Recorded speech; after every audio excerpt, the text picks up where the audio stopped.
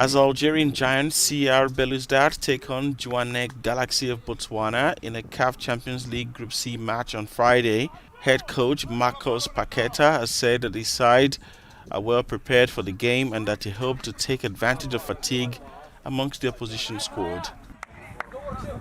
The Algerian champions for the past 2 seasons lead the way again this year and warmed up for the match with back-to-back victories in League Professional 1. It's a new story. You make a good preparation for this game during the local competition. Should they have a problem because they make a big travel to come to Algeria, and I hope that our players is concentration in this game and play very well. Galaxy, meanwhile, sit fourth in their domestic league and have had to travel the best part of 10,000 kilometers to get to Algiers from Jwaneng.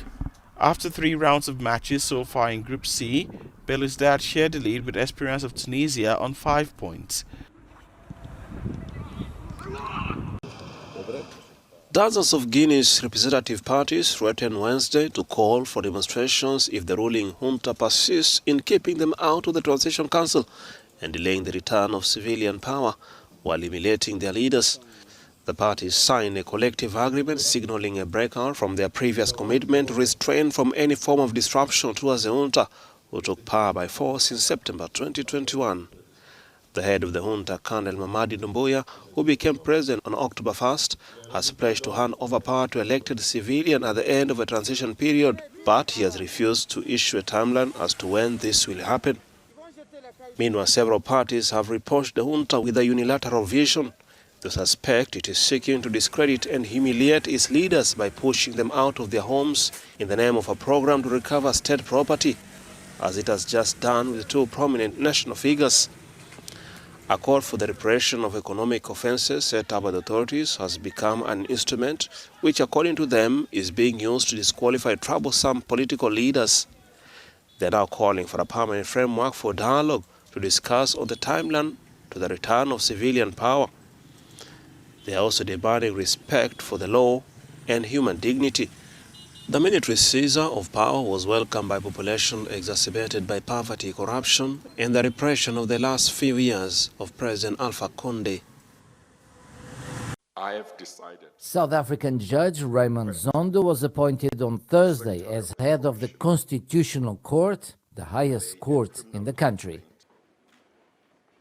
Justice Zondo was previously in charge of South Africa's inquiry into state corruption under President Jacob Zuma, who ruled South Africa between 2009 and 2018.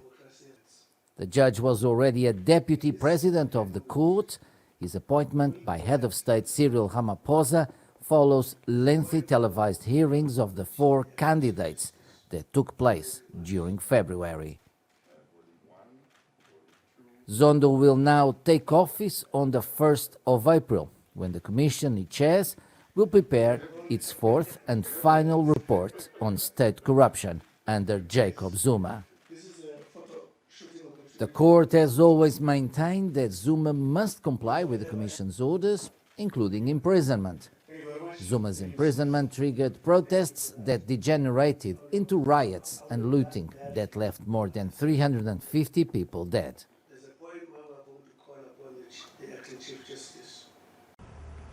Dozens of people have been killed in an outbreak of intercommunal violence in a disputed oil region in South Sudan. The UN Office for the Coordination of Humanitarian Affairs said on Wednesday that fighting in the oil-rich border region of Abyei, disputed between Sudan and South Sudan, left at least 36 people dead as of March 6, and an unknown number injured, with 50,000 displaced. Fighting in the area, which began on February 10, intensified in early March, according to the UN Office for the Coordination of Humanitarian Affairs, OCHA. Abyei's Chief Administrator's Office says the situation is now under control thanks to the concerted efforts between the South Sudanese government and the United Nations Interim Security Force for Abyei, UNISFA.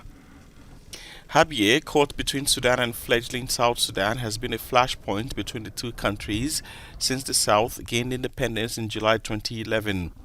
It has since then been placed under UN protection. The UN interim force deployed there has also called for an end to the violence.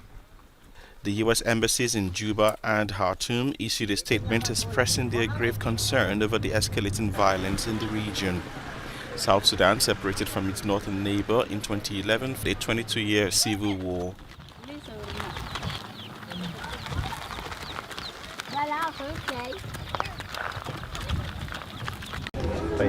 Tunisia has approved the 2008 Sports City project to be constructed. On Thursday, the Bukhatir Group said it had secured 90% of the approvals from public facilities to carry out the project of the Tunis Sports City in Tunis.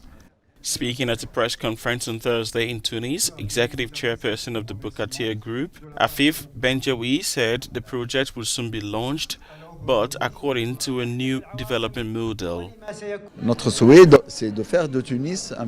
Our wish is to make Tunis a real sports pool with prestigious clubs, European and even for the basketball section, that is American basketball, so that Tunis is hyperactive, in terms of sports training. The project was approved, the master plan 2008, and a few months after that we had the global, crisis, the financial crisis, subprime debt crisis, and that of course made a lot of banks and the financial systems, or institutions in the world not really, fond of financing projects like these. And soon after that, a couple of years after that, or 3 years after that, we had the revolution. And then since then, the governments change, all the time, and that had a negative effect on The Tunis Sports City project is estimated at about $5.5 billion and extends over an area measuring 256 hectares.